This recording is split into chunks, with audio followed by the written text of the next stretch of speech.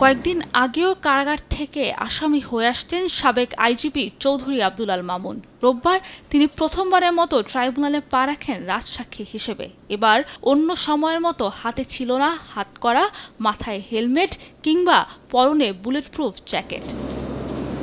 এদিন শেখ হাসিনা আসাদুজ্জামান খান কামালের বিরুদ্ধে সাক্ষ্য গ্রহণ শুরুর আগে সূচনা বক্তব্য দেন রাষ্ট্রের সর্বোচ্চ আইন কর্মকর্তা। এ সময় পৃথিবীর কোন স্বৈরাচারের কি পরিণত হয়েছে আদালতের সামনে তুলে ধরেন তিনি। বলেন, প্রচলিত আইনে ফ্যাসিস্ট শেখ হাসিনার সর্বোচ্চ শাস্তি চান তিনি। আমরা মুসোলিনের নাম শুনেছি, আমরা ফ্রান্সিসকো ফ্রান্সের নাম শুনেছি, পিনোশের নাম শুনেছি, মার্কোসের নাম শুনেছি। এই সমস্ত ফ্যাসিস্ট এবং হিটলারদের, স্বৈরশাসকদের অনেকেই বিচারের মুখোমুখি হয়েছে।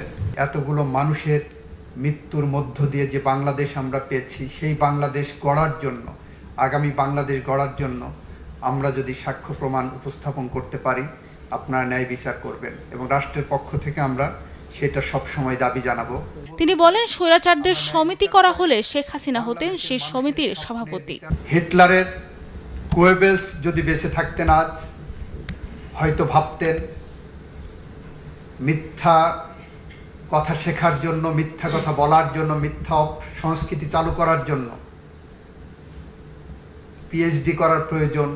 সেই পিএইচডি করতে হয়তো উনি এই স্বৈরাচারের কাছে আসতেন। সূচনা বক্তব্যে চিফ প্রসিকিউটর বলেন, শেখ হাসিনা সহ আসামিদের বিরুদ্ধে অকাট্য প্রমাণ রয়েছে, তাই আসামির ইচ্ছাকৃত পলায়ন এবং বিদেশি রাষ্ট্রের নির্লিপ্ততা ন্যায় বিচার নিশ্চিতে বাধা হবে না। আসামিদের ইচ্ছাকৃত পলায়ন কিংবা কোনো বিদেশি রাষ্ট্রের নিষ্ক্রিয়তা এই ট্রাইব্যুনালের সত্য অনুসন্ধান এবং ন্যায় বিচার নিশ্চিতের গুরু দায়িত্ব পালনকে বাধাগ্রস্ত করতে পারবে না। ন্যায় বিচারের হাত দীর্ঘ, অনুপস্থিতি বা উদাসীনতা তাকে আটকাতে পারে না। এ মামলায় প্রথম সাক্ষী হিসেবে আদালতে সাক্ষ্য দিলেন নারায়ণগঞ্জের সাইনবোর্ড এলাকায় পুলিশের গুলিতে মুখ ঝাঁঝরা হয়ে যাওয়া খোকন চন্দ্র বর্মন। তার নিজের ও সহযোদ্ধাদের সাথে ঘটে যাওয়া নির্মমতার বর্ণনা দেন তিনি। পরে তাকে জেরা করেন আসামি পক্ষ। আজকের তারিখটা ছিল